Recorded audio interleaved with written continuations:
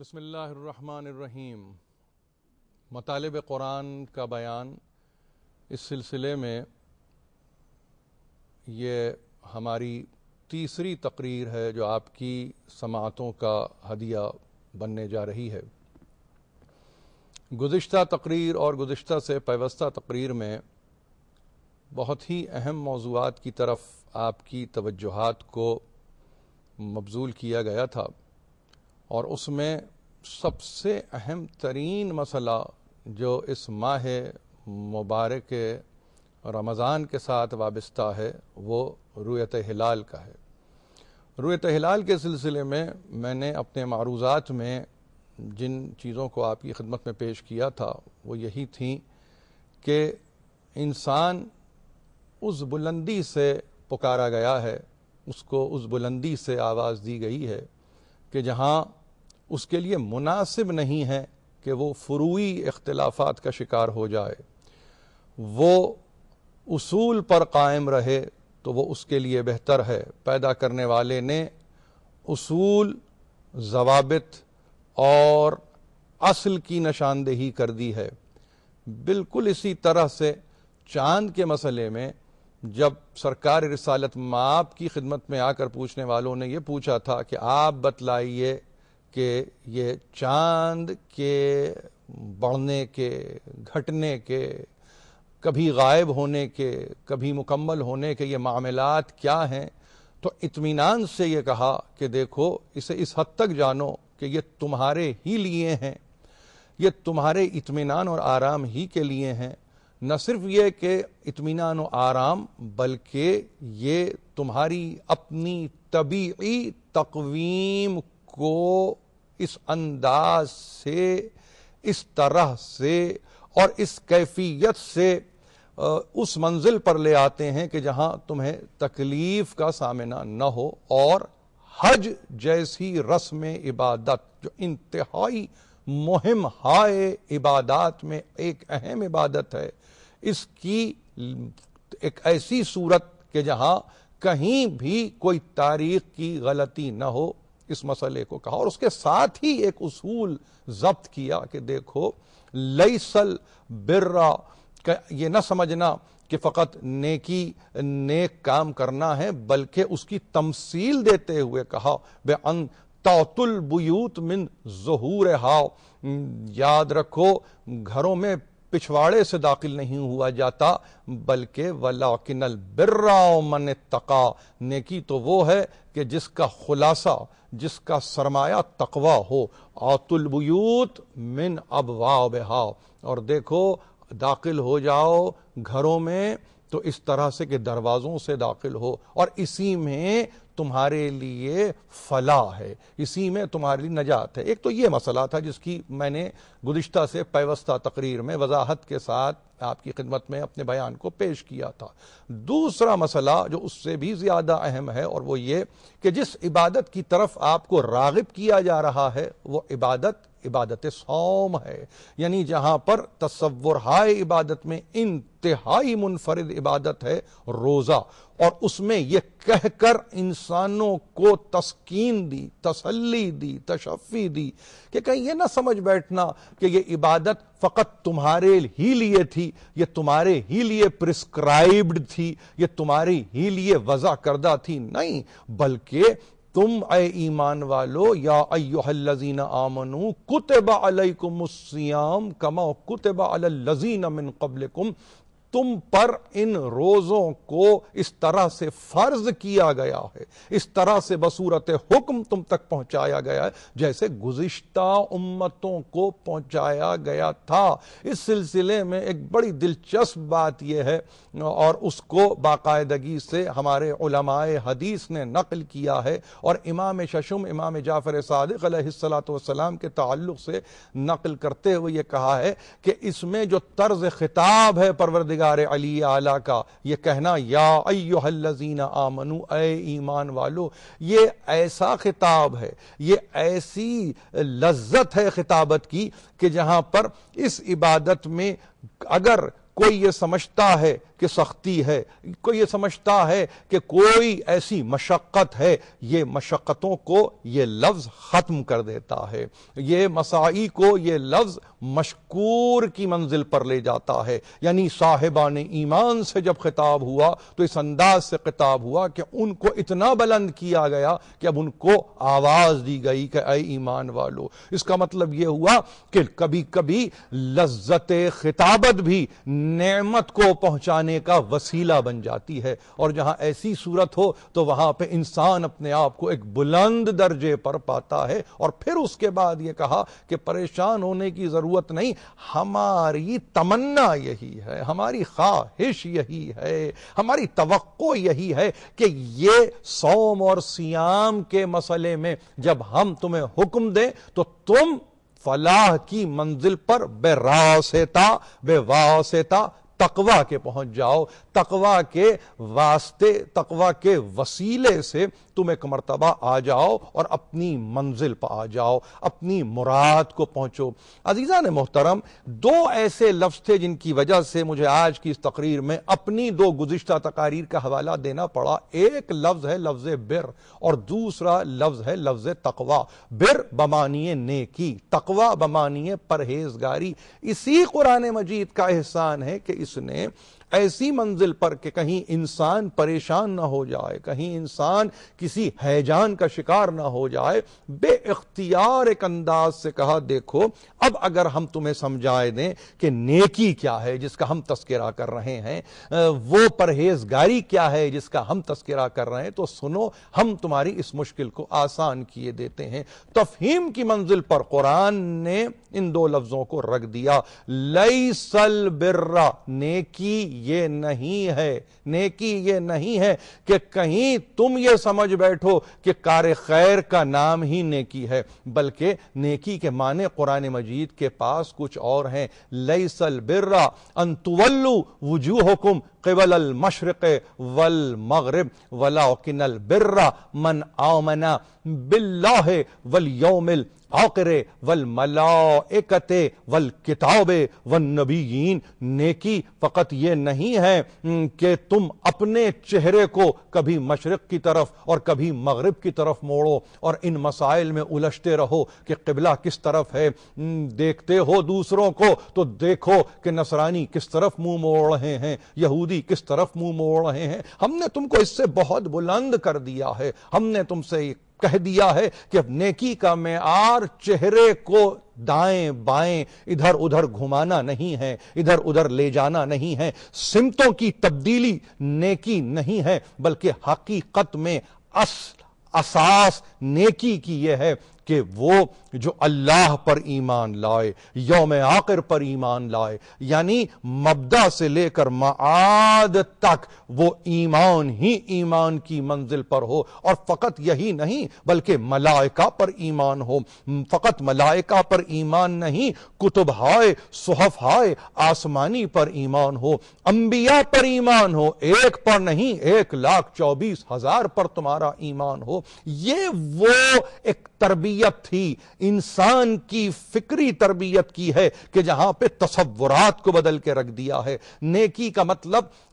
مطلب کسی کام کا انجام دینا نہیں تھا، بلکہ نیکی کا مطلب کانسیپٹس کو کلیئر کرنا تھا، تصورات کو واضح کرنا تھا، تصورات کو آشکار کرنا تھا، تصورات کو جلا بخشنا تھا، اور یہ کہنا تھا کہ دیکھو یہ وہ کیفیت ہے۔ اور فقط یہی نہیں، وَآتَ الْمَالُ عَلَىٰ حُبِّهِ ذَوِي الْقُرْبَىٰ وَالْيَتَامَىٰ وَالْمَسَاكِينِ وَابْنِ السَّبِيلِ وَالسَّائِلِينَ وَفِي الرِّقَابِ۔ اور نیکی کا مطلب سننا چاہتے ہو کیا ہے؟ نیکی کا مطلب یہ ہے گو کہ جب مال دینے کی منزل آتی ہے بہت محبت ہوتی ہے، ظاہر ہے کہ اس کو چھوڑنا پڑتا ہے، مگر جب یہ مال خرچ ہو صحیح راستے میں، کبھی یہ رشتہ داروں کے لیے، کبھی یہ یتامہ کے لیے، کبھی یہ مساکین کے لیے، کبھی یہ ان مسافروں کے لیے جو اپنے آذوقے کو ختم کر چکے ہوں، جو اپنے سفر کے آذوقے کو ختم کر چکے ہوں، اور فقط وہی نہیں بلکہ ان سفید پوش افراد اور حضرات کے لیے کہ جو باتوں کو پھیلاتے ہوئے نہیں پھرتے بلکہ نیکی اور پاک بازی کے ساتھ پاک دامنی کے ساتھ جی رہے ہیں، سمجھنا تمہارا کام ہے۔ تم سمجھو کہ کون ضرورت مند ہے، کون حاجت مند ہے، کون ہے کہ جسے انتہائی ضرورت ہے، یہ تم سمجھو گے۔ اور نیکی یہاں ختم نہیں ہوتی، ایسے کہ جو اپنے گلے کو توق میں پھنسا چکے ہوں، جنہیں غلام کہا گیا، اور آج کے زمانے میں وہ جو مقروض ہیں، جو قرض کے بوجھ تلے دبے ہوئے ہیں، تمہارا کام یہ ہے کہ تم ان کے قرضوں سے ان کو نجات دلا دو، تمہارا کام یہ ہے کہ تم ان کی گردنوں کو اس توق سے نجات دلا دو۔ یہ نیکی ہے، یہ نیکی ہے۔ اب نیکی کے زاویے دیکھتے جائیے، نیکی کے شیڈز دیکھتے جائیے، نیکی کے اینگلز دیکھتے جائیے، نیکی کو مسلسل دیکھتے چلے جائیے، تو اب نیکی معلوم یہ ہوا کہ یہاں بھی ختم نہیں ہوتی۔ وَأَقَامَ الصَّلَاةَ وَآتَى الزَّكَاةَ، نیکی قیام صلات ہے، نیکی زکوٰۃ کا دے دینا ہے۔ اور پھر یہی نہیں ہے بلکہ نیکی ایک ایسی منزل کا بھی نام ہے کہ جہاں پر یاد رکھنے کی ضرورت ہے کہ فقط نیکی نماز و صلات کا قیام ہی نہیں، نہ زکوٰۃ کا دے دینا ہے، نہ خمس کا ادا کر دینا ہے، بلکہ اس سے بھی آگے بڑھ جانا ہے۔ اور وہ آگے بڑھنا کیا ہے؟ وہ آگے بڑھنا ایسے ہے، وَالْمَوْفُونَ بِعَهْدِهِمْ إِذَا عَاهَدُوا، نیکی یہ بھی ہے کہ اگر تم نے کوئی وعدہ کیا ہے تو اس کو پورا کر دو۔ ایفاء عہد کی منزل بھی نیکی ہے۔ وَالصَّابِرِينَ فِي الْبَأْسَاءِ وَالضَّرَّاءِ وَحِينَ الْبَأْسِ، اور وہ نیکی وہ بھی ہے کہ جہاں صبر اپنے انتہا پر ہے، ہاں فقر و فاقہ ہے، تب بھی انسان تسلیم کی منزل پر ہے۔ اور دیکھو یاد رکھنا، فقر و فاقہ ہی نہیں، کہیں احساس محرومی بھی ہے، تب بھی وہ نیکی ہے۔ اور کوئی کڑا وقت آ جائے تب بھی صبر، دامن صبر ہاتھ سے نہ چھوٹے۔ یہی منزل تھی کہ جہاں پہ اعلان کیا گیا، اولئک الذین صدقوا، یہ وہ لوگ ہیں جو سچے ہیں، اولئک ھم المتقون، اور یہ وہ ہیں جو صاحبان تقوی ہیں، یہ وہ ہیں جو صاحبان تقوی ہیں، پرہیزگار ہیں، خوف خدا رکھتے ہیں۔ اس کا مطلب کیا ہوا؟ اس کا مطلب یہ ہوا، اس پوری آیت کو جو سورہ بقرہ سے میں نے آپ کی خدمت میں پیش کیا ہے، دیکھیے، یاد رکھیے کہ نیکی کے تصورات کو بدل کے رکھ دیا۔ یہ نہیں کہا کہ نیکوکار لوگ وہ ہیں جو اللہ پر ایمان لاتے ہیں، یوم آخر پر ایمان رکھتے ہیں، نہیں، نیکی وہ ہے، یعنی مطلب یہ ہوا اب صفت نہیں ہے، صفت بدل گئی مصدر میں، یعنی اب شخص خود عین بر بن گیا۔ جیسے کہ تمثیلاً کوئی آپ سے یہ کہے کہ جب تذکرہ کرتے ہوئے کسی کے متعلق آپ سے یہ کہا جاتا ہے کہ وہ نیکی نہیں، اب وہ نیک ہے، اب وہ از خود نیک ہے، اب وہ خود نیکی کی ایک ایسی منزل پر ہے جہاں علامت نیکی بن چکا ہے۔ جیسے شخص کو عادل نہ کہیں بلکہ کہیں سراپا عدل ہے، بعین ہی وہی صورت ہے، بعین ہی وہی صورت ہے کہ جہاں پہ نیکوکار لوگوں کا تذکرہ نہیں کیا بلکہ یہ کہا یہ نیکی وہ ہے کہ جو اللہ پر ایمان لائے، جو قیامت پر ایمان لائے، روز آخر پر ایمان لائے، اور آگے بڑھتے ہوئے پھر یہ ملائکہ پر ایمان رکھے، کتابوں پر ایمان رکھے، انبیاء پر ایمان رکھے، اور اس طرح سے ایمان رکھتا ہوا آگے چلے۔ اور ایسی منزل پر جب یہاں قرآن آپ کو لے آتا ہے تو ہمیں پریشانی نہیں ہوتی، ہمیں گھبراہٹ نہیں ہوتی۔ ہم کاہے کے لیے دنیا سے پوچھیں کہ نیکی کیا ہوتی ہے، ہم کاہے کے لیے دنیا سے پوچھیں کہ گڈ ڈیڈز کیا ہوتے ہیں، ہم کاہے کے لیے دنیا سے یہ پوچھیں کہ نیکی کا مطلب کیا ہوتا ہے۔ آج کے زمانے میں نیکی کی تعریف سیال ہے، بدلتی ہوئی ہے، جیسا دور ویسی تعریف، مگر قرآن چونکہ قیامت تک کے لیے رہنے والا ہے تو نہ وہاں نیکی بدلتی ہے، نہ نیکی کی تعریف بدلتی ہے، نہ نیک بدلتے ہیں نہ نیکوکار بدلتے ہیں، سب ایک ہی ہو جاتے ہیں، ایک ہی مرکز پر جمع ہو جاتے ہیں، اور ایک مرکز پر اگر جمع ہو جائیں تو اطمینان ہو جاتا ہے۔ اس لیے اطمینان ہو جاتا ہے کہ پھر وہاں تبدیلی نہیں ہوتی، اور جہاں تبدیلی نہیں ہوتی تو اس میں موسم کوئی سا رہے، موسم کوئی بھی رہے، وہ گرمی ہو کہ سردی، وہ بہار ہو کہ خزاں، جو بھی موسم ہے رہے گا نام اللہ کا، لا الہ الا اللہ محمد رسول اللہ نیکی ہے، اس سے بڑھ کر کیا اور نیکی ہو سکتی ہے؟ اور پھر ایسی منزل پر کہ جب نیکی پہچانی جائے، جب نیکی جانی جائے، تو پھر ان کے لیے پروردگار علی اعلیٰ نے کہا یہ وہ لوگ ہیں، یہ وہ لوگ ہیں کہ جن کے متعلق کہا، قرآن نے کہا، گواہی دیتے ہوئے کہا، یہی سچے ہیں، یہی صادق ہیں، یہی سچ بولنے والے ہیں۔ یہ سچ بولنا عمومی سچ بولنا نہیں ہے، یہ تصدیق کرنا ہے، یہ شہادت دینا ہے، یہ گواہی دینا ہے، اللہ کی ذات پر گواہ بننا ہے، اللہ کے رسول پر گواہ بننا ہے، اللہ کی کتاب پر گواہ بننا ہے، میزان عدل پر گواہ بننا ہے، قیامت پر گواہ بننا ہے، یعنی اصول میں گواہ بننا ہے، فروع میں گواہ بننا ہے۔ مسلسل گواہی ہے جو دی جا رہی ہے، یہ ہے نیکی، اور یہ ہے وہ کہ جو اس پر عامل رہتے ہیں، جو اس پر باقی رہتے ہیں، جو اس پر کاربند رہتے ہیں۔ نہ صرف یہ کہ یہ سچے ہیں، بلکہ قرآن تعریف کرتے ہوئے کہتا انتہا یہ ہے اولئک ھم المتقون، یہ وہ ہیں کہ جو صاحبان تقوی ہیں، یہ وہ ہیں جو پرہیزگار ہیں، یہ وہ ہیں